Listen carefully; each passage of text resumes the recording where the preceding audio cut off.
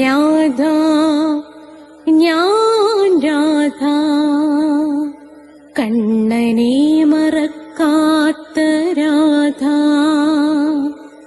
രാധ ഞാൻ രാധ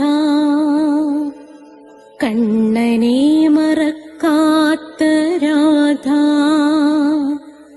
വൃന്ദാവനം നീ മറന്നോ, മധുരയെ നീ മറന്നോ. വൃന്ദാവനം നീ മറന്നോ, മധുരയെ നീ മറന്നോ. രാധയെ നീ മറന്നോ, കണ്ണാ പൈക്കളെ നീ മറന്നോ. രാധയെ നീ മറന്നോ, കണ്ണാ പൈക്കളെ നീ മറന്നോ.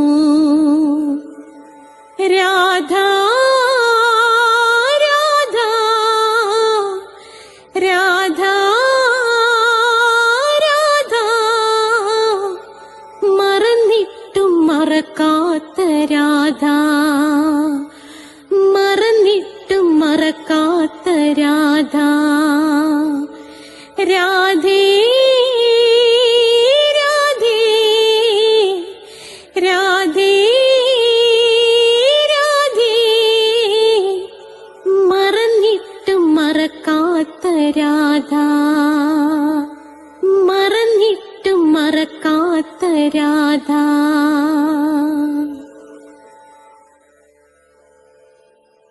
രാധേ രാധേ ഓ രാധേ രാധേ രാധേ രാധേ ഓ രാധേ രാധേ.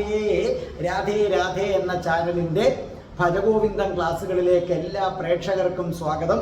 ഇന്ന് 7ാമത്തെ ശ്ലോകമാണ്. ഇതിനു മുമ്പുള്ള ശ്ലോകം നിങ്ങൾക്ക് പ്ലേലിസ്റ്റിൽ നിന്ന് കിട്ടുന്നതാണ്. സബ്സ്ക്രൈബ് ചെയ്താൽ എല്ലാ തിങ്കളാഴ്ചയും 12 മണിക്ക് നിങ്ങൾക്ക് നാരായണീയത്തിൻ്റെ ക്ലാസ് കിട്ടും. ചൊവ്വാഴ്ച 12 മണിക്ക് കൃഷ്ണൻ്റെ രാധാദേവിയെക്കുറിച്ച് നിങ്ങൾക്ക് എന്തറിയണം അതെല്ലാം നിങ്ങൾക്ക് ചൊവ്വാഴ്ച വരുന്ന ആ സീരിയലിൽ നിന്ന് കിട്ടും. രാധാറാണിയുടെ ജനനം മുതൽ മരണം വരെയുള്ള ജീവിത കഥ നിരവധി റിസർച്ച് നടത്തി അവതരിപ്പിക്കുകയാണ്. എല്ലാ ബുധനാഴ്ചയും നിങ്ങൾക്ക് ഭജഗോവിന്ദത്തിൻ്റെ ക്ലാസ്. വ്യാഴാഴ്ച അഷ്ടപതി എഴുതിയ ജയദേവ കവി, സാക്ഷാൽ ജയദേവ കവി, ആ ജയദേവ കവിയുടെ ആ പ്രണയവും ജഗന്നാഥനുണ്ടല്ലോ പുരിയിലെ ജഗന്നാഥൻ്റെ ദർശനവും, അങ്ങനെ നിങ്ങൾ ഇതുവരെ കേട്ടിട്ടില്ലാത്ത ജയദേവ കവിയുടെ പുണ്യ കഥകൾ നിങ്ങൾക്ക് കേൾക്കാം. ഇംഗ്ലീഷ് സംസാരിക്കാൻ ആഗ്രഹിക്കുന്നവർക്ക് ഞാൻ സ്പോക്കൺ ഇംഗ്ലീഷിൻ്റെ വീഡിയോ ഇട്ടിട്ടുണ്ട്, കേൾക്കുക. കൊല്ലത്താണ് എൻ്റെ സ്ഥലം. നിങ്ങൾക്ക് എൻ്റെ അടുത്ത് ചേർന്ന് പഠിക്കണമെന്ന് താല്പര്യമുണ്ട് കുറേ പേർക്ക്. അവർ കൊല്ലത്ത് വന്നാൽ മതി. ആൺകുട്ടികൾക്കും പെൺകുട്ടികൾക്കും ഹോസ്റ്റൽ സൗകര്യമുണ്ട്. പിന്നെ നിങ്ങൾക്ക് 30 ദിവസം കൊണ്ട് ഇംഗ്ലീഷ് സംസാരിക്കാം. ഇല്ലെങ്കിൽ ഫുൾ എമൗണ്ട് തിരിച്ചു തരുമെന്നതാണ്. അതിൻ്റെ ഡീറ്റെയിൽസ് അറിയാൻ എൻ്റെ 96453339 നിങ്ങൾ വിളിച്ചാൽ മതി. അതേ കണക്ക് തന്നെ ജ്യോതിഷം, ഓരോ മാസത്തിൽ ജനിച്ചവരുടെ ഫലം, നക്ഷത്രത്തിൽ ജനിച്ചവരുടെ ഫലം കൊടുത്തിട്ടുണ്ട്, അത് കേൾക്കുക. ജ്യോതിഷപരമായി എന്ത് സംശയം ഉണ്ടെങ്കിലും ഈ പറഞ്ഞ നമ്പറിലേക്ക് വിളിച്ചാൽ മതി. ഡിസ്ക്രിപ്ഷൻ ബോക്സിൽ നമ്പറുണ്ട്. അതേ കണക്ക് തന്നെ നിങ്ങൾ പ്ലേലിസ്റ്റ് എടുക്കുമ്പോൾ അതിനകത്ത് അഷ്ടാവക്ര ഗീതയുണ്ട്. നിങ്ങൾ നിശ്ചയമായിട്ടും അഷ്ടാവക്ര ഗീത നിങ്ങൾ കേട്ടിരിക്കണം. അതേ കണക്ക് ഹിന്ദുക്കൾ അറിയേണ്ടവയുണ്ട്. പിന്നെ നമ്മൾ സന്ദർശിക്കേണ്ട ക്ഷേത്രങ്ങളെ കുറിച്ചുണ്ട്. രാധികാ കവചൻ 2 എണ്ണം ഞാൻ പഠിപ്പിച്ചിട്ടുണ്ട്, അത് കേൾക്കണം. അതിനുശേഷം രാധാ സഹസ്രനാമം ചൊല്ലാവൂ. അല്ലാതെ രാധികാ കവചം ചൊല്ലാതെ രാധാ സഹസ്രനാമം നിങ്ങൾ ചൊല്ലരുത്. രാധികാ കവചം അർത്ഥമറിഞ്ഞ് തന്നെ നിങ്ങൾ ചൊല്ലണം. രാധാ സഹസ്രനാമം വരികൾ ഉൾപ്പെടെയും വരികൾ ഇല്ലാതെയും നമ്മൾ കൊടുത്തിട്ടുണ്ട്.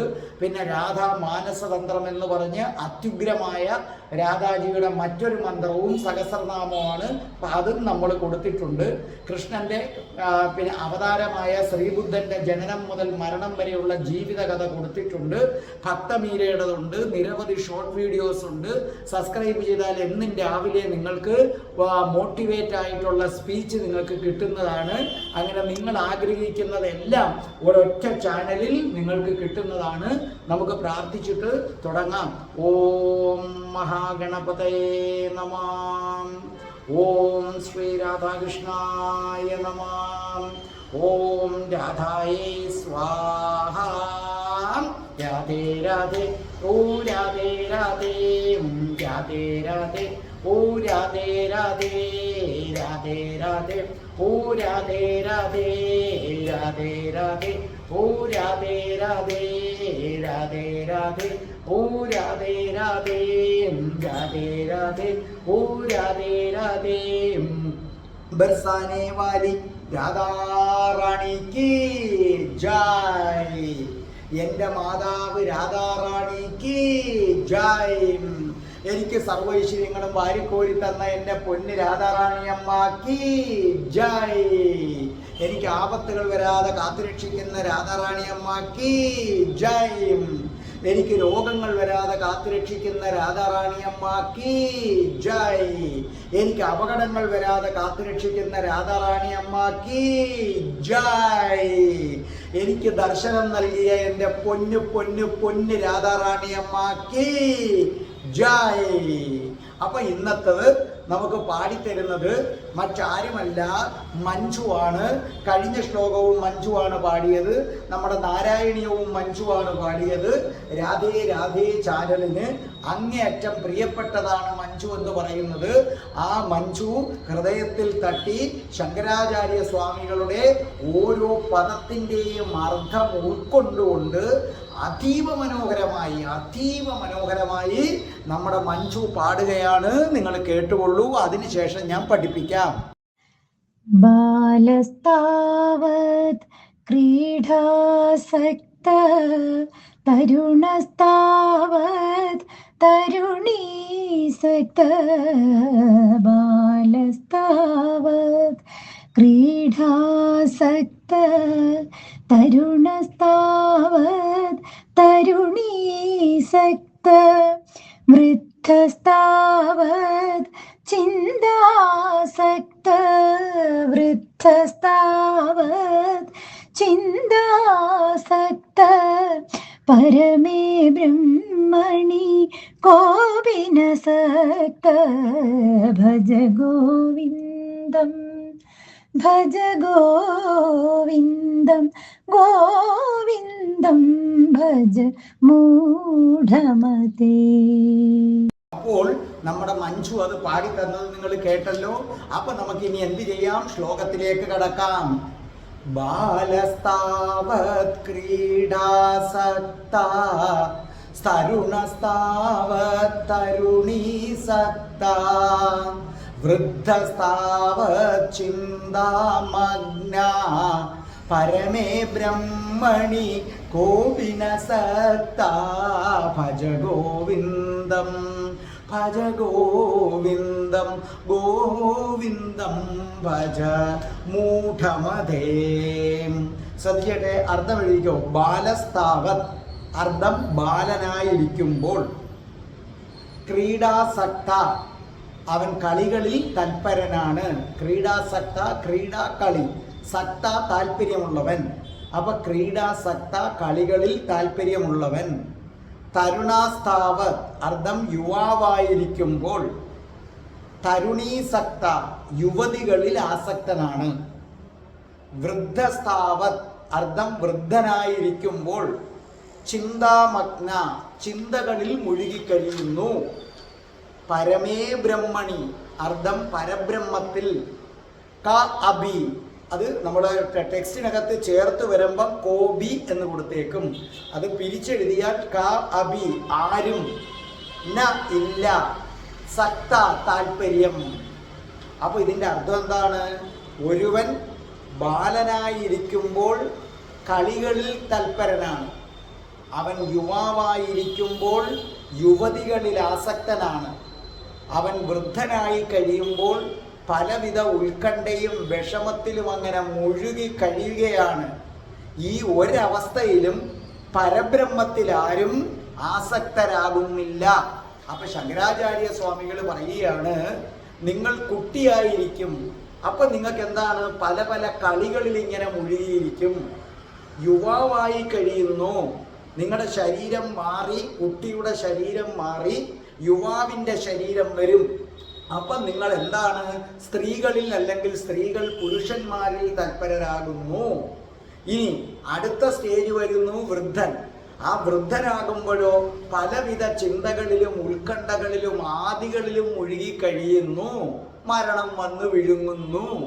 ഈ മനുഷ്യൻ ജനിച്ചു മരിക്കുന്നതിനിടയിലുള്ള ബാല്യത്തിലോ കൗമാരത്തിലോ യൗവനത്തിലോ വാർദ്ധക്യത്തിലോ ഒന്നും ആരും പരബ്രഹ്മത്തെക്കുറിച്ച് ചിന്തിക്കുന്നില്ല. ചിന്തിക്കണം. ശ്രദ്ധിച്ചു കേട്ടോളേ. നിങ്ങളോട് ഒരു കാര്യവും കൂടെ എനിക്ക് പറയാനുണ്ട്. ഒന്ന്, ഈ വരുന്ന വെള്ളിയാഴ്ച, അതായത് 31 ജൂലൈ 31 എനിക്ക് രാധാറാണി നേരിട്ട് ദർശനം നൽകിയ സംഭവം ഞാൻ വിവരിക്കുകയാണ്.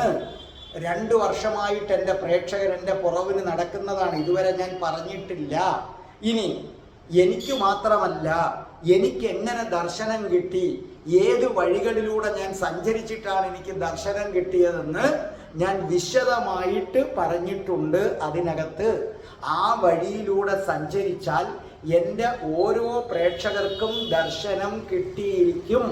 അപ്പൊ എനിക്ക് മാത്രമല്ല, രാധേ രാധേ ചാനൽ കാണുന്ന പരമാവധി പേർക്ക് രാധാറാണിയുടെ ദർശനം കിട്ടണമെന്ന അതിയായ ആഗ്രഹം എനിക്കുണ്ട്. അതുകൊണ്ടാണ് ഞാൻ വളരെ വിശദമായി അത് പറയുന്നത്. ആ വഴികളിലൂടെ നിങ്ങൾ സഞ്ചരിക്കൂ.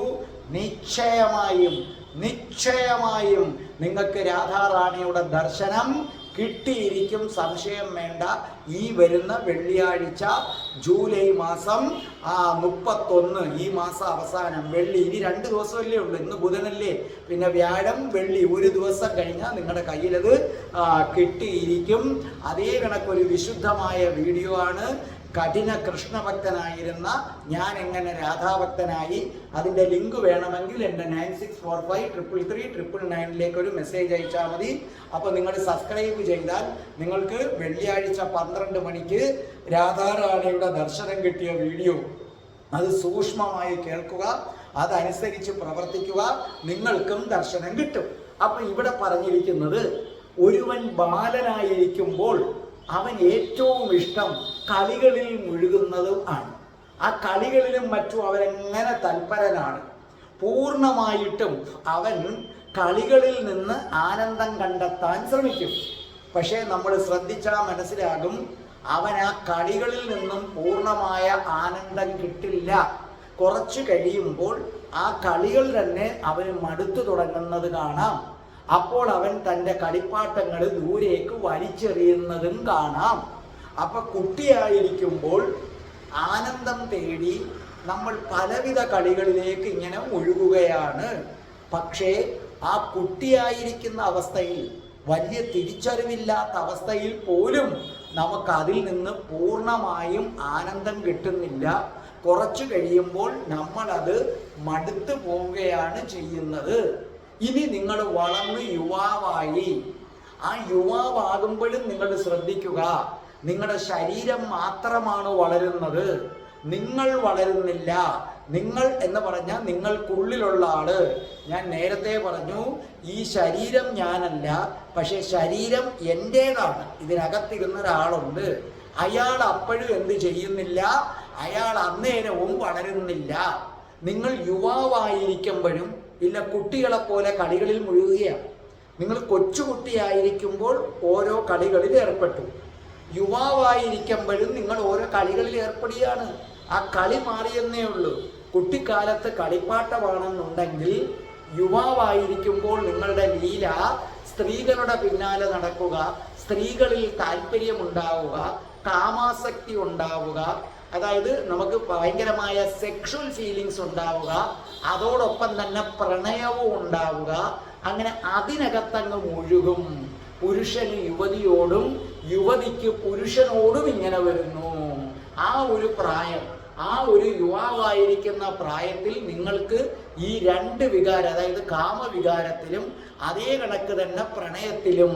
അപ്പൊ അവൻ തരുണീസക്തനാണ്, തരുണികളിൽ എങ്ങനെ മുഴുകി ഇരിക്കുകയാണ്.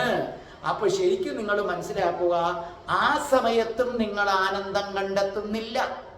നിങ്ങൾ ശരിക്കും പറഞ്ഞാൽ യുവാവായിരിക്കുമ്പോൾ ഓപ്പോസിറ്റ് സെക്സുമായി പ്രണയിക്കാനും സെക്ഷൽ ബന്ധത്തിൽ ഏർപ്പെടാനും തീവ്രമായി നിങ്ങൾ ആഗ്രഹിക്കുകയാണ്.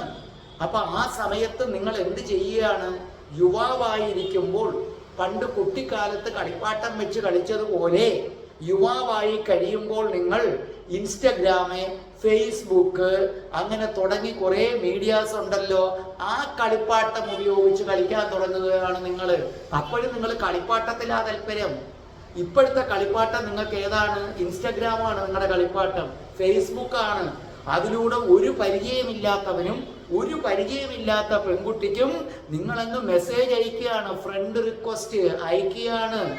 അപ്പൊ ശരിക്കും പറഞ്ഞാൽ നിങ്ങൾ എൻ്റെ അതായത് ഇന്നത്തെ തലമുറ ഫൂൾസാണ്, അട്ടർ ഫൂൾസാണ്. എന്തുകൊണ്ട് കാര്യം?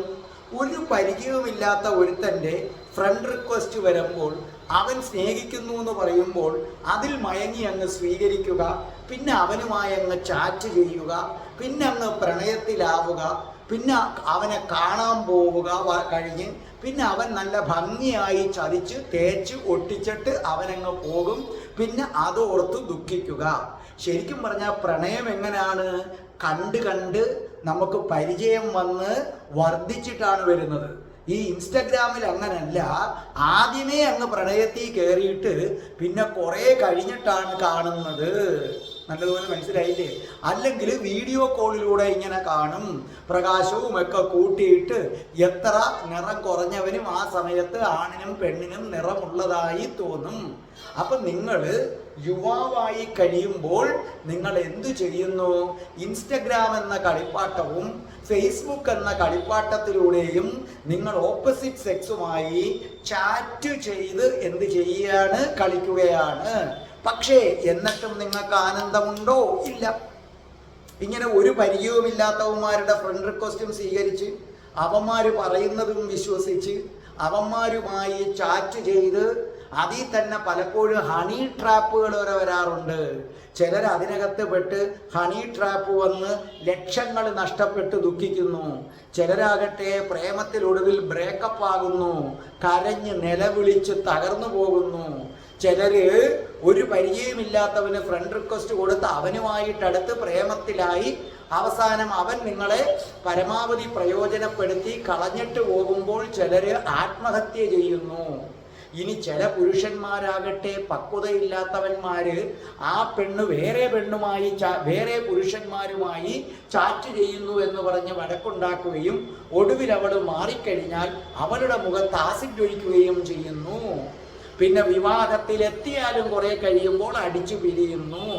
അല്ലെങ്കിൽ ഒരു കൂരയ്ക്ക് കീഴിൽ പഴയ സ്നേഹമില്ലാതെ, പണ്ടുണ്ടായിരുന്ന സ്നേഹത്തിന്റെ പകുതിയുടെ പകുതി പോലും ഇല്ലാതെ മക്കളൊക്കെ ആയല്ലോ എന്നോർത്ത് കരയുന്നു. അപ്പോൾ ശരിക്കും ഇൻസ്റ്റഗ്രാം എന്ന കളിപ്പാട്ടത്തിൽ നിന്നും അല്ലെങ്കിൽ ഫേസ്ബുക്ക് എന്ന കളിപ്പാട്ടത്തിൽ നിന്നും നിങ്ങൾക്ക് ഇപ്പോഴും ആനന്ദം കിട്ടുന്നില്ല. കുട്ടിക്കാലത്ത് ആനന്ദം തേടി കളിപ്പാട്ടങ്ങൾ ഉപയോഗിച്ചു, അതിലാനന്ദം കിട്ടിയില്ല. യുവാവായിരിക്കുമ്പം തരുണികളുടെ അല്ലെങ്കിൽ യുവാക്കന്മാരുടെ പിന്നാലെ പോയി, അവിടെയും നിങ്ങൾക്ക് പൂർണ്ണ ആനന്ദം കിട്ടുന്നില്ല. ഇനി നിങ്ങൾ വയസ്സാകുമ്പോഴോ യുവത്വത്തിൽ ചെയ്ത പ്രവർത്തികളുടെ ഫലം അനുഭവിക്കുകയാണ്.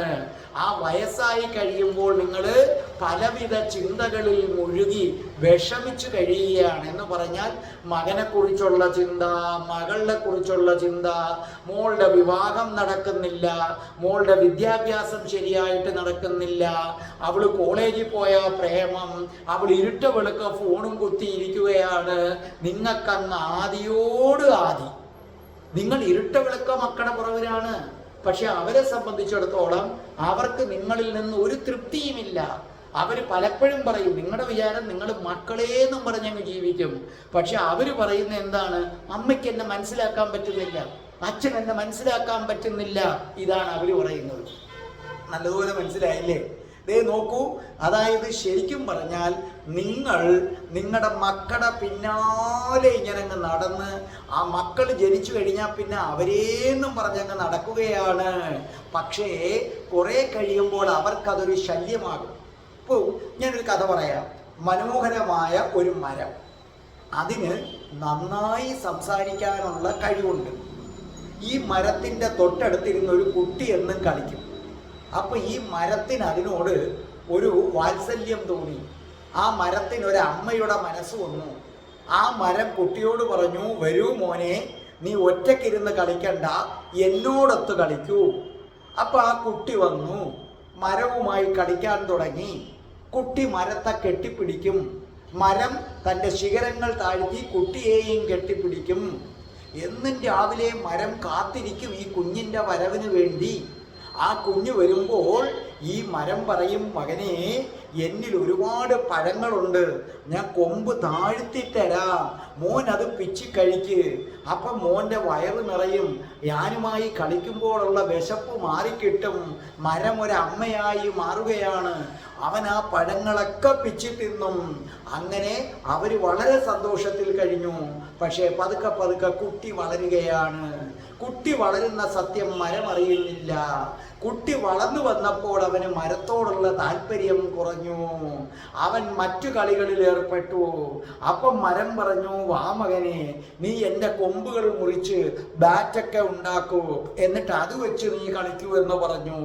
അവനങ്ങനെ ആദ്യം ആ മരക്കൊമ്പൊക്കെ വെട്ടി അത് വെച്ച് ബാറ്റ് ഉണ്ടാക്കി കളിച്ചു. പിന്നെയും അവൻ വളരുകയാണ്. എത്ര ശ്രമിച്ചിട്ടും മരം അവനോട് പറഞ്ഞു, വാ മോനെ, എന്നോടൊത്ത് കളിക്കാമെന്ന് പറഞ്ഞപ്പോൾ പറഞ്ഞു, എനിക്കിപ്പം നിങ്ങളിൽ ഒരു താല്പര്യവുമില്ല, നിങ്ങളുമായി കളിക്കാൻ പറ്റില്ല, നിങ്ങൾക്കിപ്പം എന്നെ മനസ്സിലാകില്ല. മരം നോക്കിയപ്പോൾ അവനൊരു കാമുകിയുണ്ട്. അവൻ ആ കാമുകിയുമൊത്ത് ഇങ്ങനെ രസിക്കുകയാണ്. അപ്പൊ ഈ മരം വീണ്ടും പറഞ്ഞു, നോക്കൂ മകനെ, നീ ഒരു കാര്യം ചെയ്യ്, നീ എൻ്റെ ഈ മരമങ്ങ് മുറിച്ചെടുക്കുമോനെ. ആ മരമങ്ങ് മുറിച്ചെടുത്തതിന് ശേഷം നീ ഒരു വള്ളം ഉണ്ടാക്ക്. എന്നിട്ട് നിങ്ങൾക്ക് രണ്ടുപേർക്കും കൂടെ ആ വെള്ളത്തിൽ തുഴഞ്ഞു പോകാം, നിരവധി കാര്യങ്ങൾ സംസാരിച്ചു കൊണ്ട് തുഴഞ്ഞു പോകാം. അപ്പൊ അവന് തോന്നി ഇത് നല്ലൊരു പരിപാടിയാണല്ലോ. അവൻ മരം അങ്ങ് മുറിച്ചു. ഇപ്പൊ മരക്കുറ്റി മാത്രമേ ഉള്ളൂ. അതുകൊണ്ട് അവൻ വള്ളമുണ്ടാക്കി. എന്നിട്ട് തൻ്റെ കാമുകിയുമായിട്ട് അതിലൂടെ തുഴഞ്ഞ് ഇങ്ങനെ അങ്ങ് പോകും. അവന് അത് കഴിഞ്ഞപ്പോൾ പിന്നെ വീണ്ടും അവൻ മരത്തെ ഗൗനിക്കത്തില്ല. ഒടുവിൽ മരം പറഞ്ഞു, മകനെ, എനിക്കിനി ഒന്നും തരാനില്ല, ഈ മരക്കുറ്റി മാത്രമേ ഉള്ളൂ.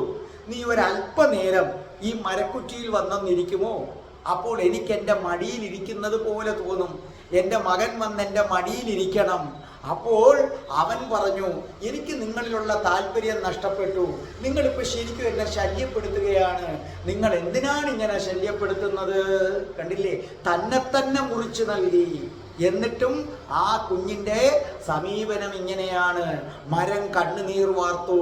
ഈ മരമാണ് ഓരോ മാതാപിതാക്കളും. നിങ്ങളിങ്ങനെ കൊടുത്തോണ്ടേയിരിക്കുകയാണ്, ഗിവിങ് ഗിവിങ് ഗിവിങ്. കുട്ടികളാകട്ടെ നിങ്ങളെ കയ്യിൽ നിന്ന് വാങ്ങിച്ചുകൊണ്ടേ ഇരിക്കുകയാണ്, ടേക്കിംഗ് ടേക്കിംഗ് ടേക്കിംഗ്. എന്നിട്ടും കുട്ടികൾക്ക് നിങ്ങളോട് അത്ര കണ്ട് അറ്റാച്ച്മെന്റ് ഇല്ല. എന്നിട്ടും കുട്ടികൾ പറയുന്നു, നിങ്ങൾക്ക് ഞങ്ങളെ മനസ്സിലാകുന്നില്ല, അമ്മയ്ക്ക് എന്നെ മനസ്സിലാകുന്നില്ല, അമ്മയുടെ പാട് നോക്കിപ്പോയെ, നിങ്ങൾക്ക് ഇതിനെക്കുറിച്ച് എന്തറിയാം? ഇങ്ങനെയാണ് അവർ സംസാരിക്കുന്നത്. നിങ്ങൾക്ക് ഇതിനെക്കുറിച്ച് എന്തറിയാം? താല്പര്യമില്ല. കണ്ടില്ലേ, അപ്പം നിങ്ങൾക്ക് വ്യാകുലതകളായി. അതാണ് ശങ്കരാചാര്യ സ്വാമികൾ ഇവിടെ പറഞ്ഞിരിക്കുന്നത്. എന്താ പറഞ്ഞിരിക്കുന്നത്? വയസ്സ് കാലമാകുമ്പോൾ, അതായത് വൃദ്ധസ്ഥാവത് ചിന്താമഗ്ന, വൃദ്ധനാകുമ്പോൾ നിങ്ങൾ ചിന്തകളിൽ മുഴുകുന്നു. ഈ ഒരു ഘട്ടത്തിലും നിങ്ങൾ ആരും പരബ്രഹ്മത്തെക്കുറിച്ച് ചിന്തിക്കുന്നില്ല, മോക്ഷത്തിൻ്റെ വഴി ഭഗവാനെക്കുറിച്ച് ചിന്തിക്കുന്നില്ല, ആദി പരാശക്തിയെക്കുറിച്ച് ചിന്തിക്കുന്നില്ല. അതിനു വേണ്ടി എന്താണ് ചെയ്യേണ്ടത്? നമുക്ക് 3 അവസ്ഥയാണ്. ഒന്ന് വിവാഹത്തിന് മുമ്പുള്ള അവസ്ഥ, അതിന് നമ്മൾ ബ്രഹ്മചര്യം എന്ന് പറയും. ആ വിവാഹത്തിന് മുമ്പുള്ള അവസ്ഥയിൽ നിങ്ങൾ ധ്യാനം ശീലിക്കണം. ശരീരം ചെയ്യുന്ന പ്രവർത്തികളെ നോക്കിക്കാണുന്നു എന്ന് നിങ്ങളൊരു നിരീക്ഷകനാണ്. നിങ്ങൾ ഇങ്ങനെ കുളിക്കുമ്പോൾ കുളിക്കുന്നത് ആരാണ്? എൻ്റെ ശരീരമാണ്. അതായത് നിങ്ങൾ വേറൊരാൾ കുളിക്കുന്നത് ഇങ്ങനെ കയ്യും കെട്ടി നോക്കി നിൽക്കത്തില്ലേ? അതുപോലെ നമ്മൾ കുളിക്കുന്നത് ഈ ശരീരം ഇങ്ങനെ വെള്ളം കോരി ഒഴുക്കിയാണ്, അത് ഞാൻ ഇങ്ങനെ കണ്ടുകൊണ്ടിരിക്കുകയാണ്. അപ്പോൾ നിങ്ങൾ വിവാഹത്തിന് മുമ്പ് ധ്യാനം ശീലിക്കുക. ശരീരം ചെയ്യുന്ന കർമ്മങ്ങൾ നിങ്ങളിങ്ങനെ സാക്ഷിയായി നിന്നുകൊണ്ട് നിരീക്ഷിക്കുന്നു. റോഡിൽ കിടന്ന് 2 പേർ അടികൂടുന്നു, നമ്മൾ വീട്ടിൻ്റെ ജനലിലൂടെ അത് നോക്കിക്കൊണ്ട് നിൽക്കുകയാണ്, നമ്മൾ അതിന് സാക്ഷിയാണ്. മൂന്നാമത്തെ കാര്യം ഈഗോ, ഞാൻ എന്ന ഭാവം കളയുക. ഈഗോ കളഞ്ഞു കഴിഞ്ഞാൽ ആ നിമിഷം നിങ്ങൾക്ക് പരബ്രഹ്മത്തിലേക്കൊരു കുതിപ്പാണ്.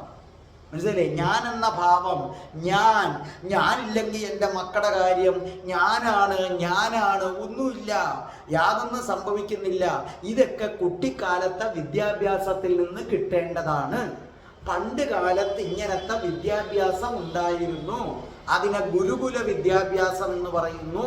പണ്ട് ഗുരുകുല വിദ്യാഭ്യാസത്തിൽ ധ്യാനവും, നമ്മൾ ഈ ശരീരമല്ലെന്നും ശരീരം എൻ്റേതാണെന്നും ശരീരത്തിൻ്റെ പ്രവർത്തികൾ ഇതിനകത്തിരുന്ന ഒരാൾ കാണുന്നെന്നും ഈഗോയിൽ ഒരു താല്പര്യവുമില്ല.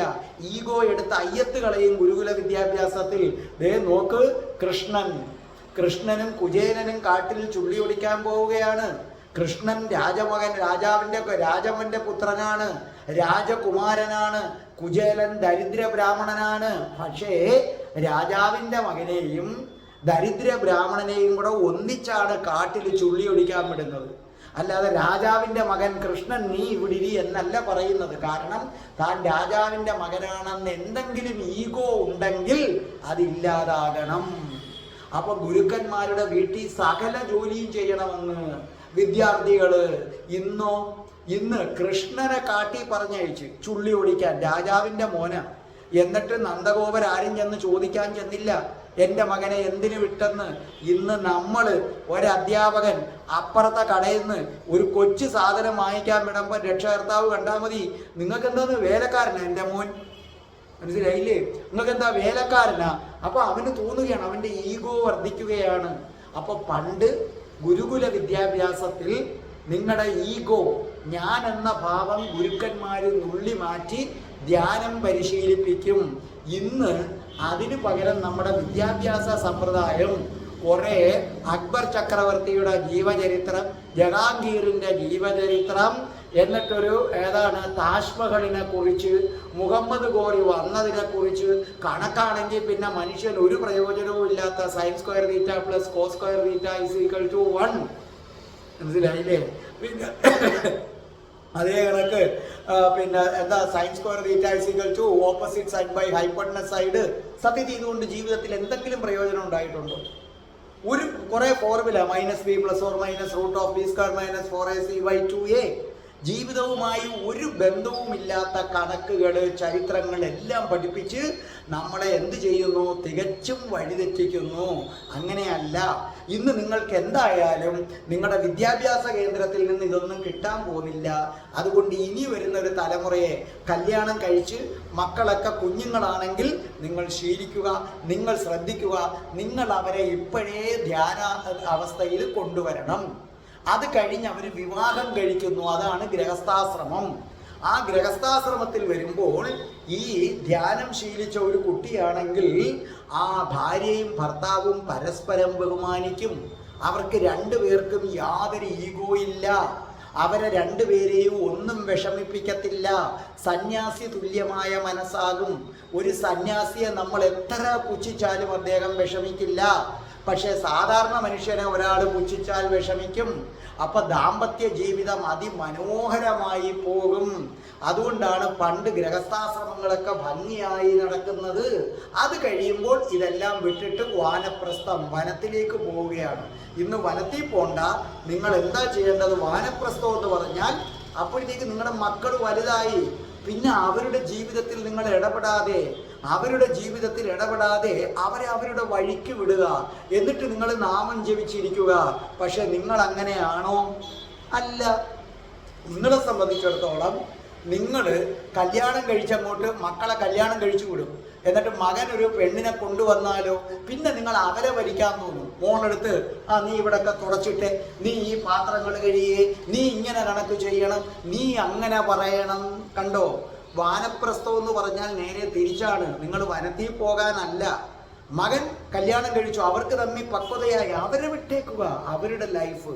നിങ്ങൾ ബാക്കി സമയവും കൂടെ ഭഗവാനിൽ ശ്രദ്ധ കേന്ദ്രീകരിക്കുക. അപ്പൊ ചുരുക്കി പറഞ്ഞാൽ ശങ്കരാചാര്യ സ്വാമികൾ പറയുന്നു, മനുഷ്യൻ മൂഢന്മാരാണ്. അവൻ ഗോവിന്ദനെ അന്വേഷിക്കാതെ കുട്ടിക്കാലത്ത് കളിപ്പാട്ടങ്ങളിൽ മുഴുകുന്നു, യുവാവാകുമ്പോൾ ആ ഓപ്പോസിറ്റ് സെക്സിനോടുള്ള കാമവും പ്രണയത്തിൽ കഴിയുന്നു. വയസ്സാകുമ്പം മക്കളെ കുറിച്ചുള്ള ചിന്തയിലും ആദിയിലും കഴിയുന്നു. അങ്ങനെ ഇരുന്ന് അവനങ്ങ് മരിക്കുന്നു. ആരും പരബ്രഹ്മത്തെ തേടുന്നില്ല. അപ്പൊ ഇന്നു മുതൽ നിങ്ങൾ മക്കളെ ജീവിക്കാൻ വിട്, പ്രായം ചെന്നവര്. എന്നിട്ട് നിങ്ങൾ ഭഗവത് നാമങ്ങൾ ഉരുവിട്. യുവാക്കൾ ഇത് കേൾക്കുന്നെങ്കിൽ നിങ്ങൾ ധ്യാനം ശീലിക്ക്. അതല്ല ദമ്പതികള് മധ്യവയസ്കരായിട്ടുള്ളവർ ഇത് കേൾക്കുന്നെങ്കിൽ നിങ്ങൾ പരസ്പരം സ്നേഹിക്ക്, പരസ്പരം ബഹുമാനിക്ക്. അല്ലേ, നമ്മളൊന്നും ഈ ഭൂമിയിൽ അധിക നാളില്ല. ഉള്ള സമയം ഭർത്താവ് ഭാര്യയെയും ഭാര്യ ഭർത്താവിനെയും സ്നേഹിച്ച് ജീവിക്ക്. ഒടുവിൽ വാനപ്രസ്ഥം നിങ്ങൾ സ്വീകരിക്ക്. വാനപ്രസ്ഥം കാട്ടിൽ പോവുകയല്ല, മറിച്ച് പിന്നെ എന്താണ്, മക്കളെ അവരുടെ പാട്ടിന് വിടുക, അവരുടെ ജീവിതത്തിൽ ഇടപെടാതെ അവരെ ഫ്രീ ആയിട്ട് വിടുക. അങ്ങനെ ചെയ്യാനാണ് ശങ്കരാചാര്യ സ്വാമി പറയുന്നത്. രാധേ രാധേ ഓ രാധേ രാധേ രാധേ രാധേ ഓ രാധേ രാധേ രാധേ രാധേ ഓ രാധേ രാധേ രാധേ രാധേ ഓ രാധേ രാധേ രാധേ രാധേ ഓ രാധേ രാധേ രാധേ രാധേ ഓ രാധേ രാധേ. ഓം ശ്രീം ഹ്രീം ക്ലീം ഐം രം രാസേശ്വരി രാധികായേ സ്വാഹ.